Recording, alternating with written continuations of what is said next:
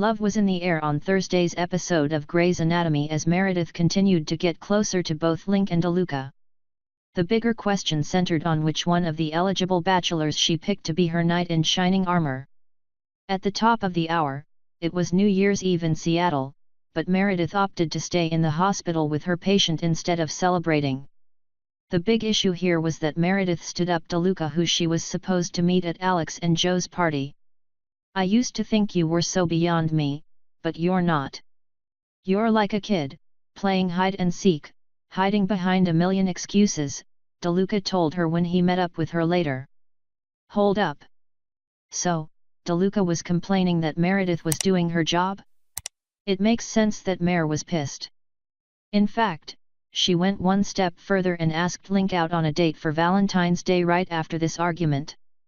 Just as it seemed like Meredith was gearing up to go out with Link, her patient died on Valentine's Day, mere moments after marrying her husband. In a surprisingly romantic scene, DeLuca showed up and whisked Mer up to the roof, showered her with gifts, and poor Link was alone in the restaurant. DeLuca's got game, that's for sure, but will Meredith be able to choose him after everything that happened? For now, he's an option. Link is just there taking up the air in the hospital at this stage.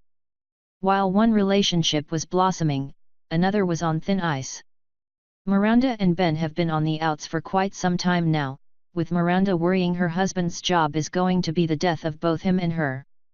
Ever since she had a heart attack, she's worried that something bad could happen and that she would have no control over it. In an attempt to get her man back, Miranda asked Ben to return home for the holidays. Ben was against the idea, primarily because he was dropped like a hot potato. "Miranda, I love you, but you broke my heart," Ben told her. "I'm not coming home just because you're lonely, and the fence needs patching." While that seemed like the death knell for them, Miranda sulked home to find her man building her a treehouse. He went on to say that he'll be with her for the rest of her life and that she needs to stop worrying. Elsewhere, Betty dropped a bunch of bombshells on Owen and Amelia. As part of her recovery, she had to make amends and come clean. That's why she told them her real name. Brittany. She'd been lying to them this whole time, and her parents had no idea she had a baby. Yeah, this is going to get tough. What are your thoughts on all the drama? Hit the comments below.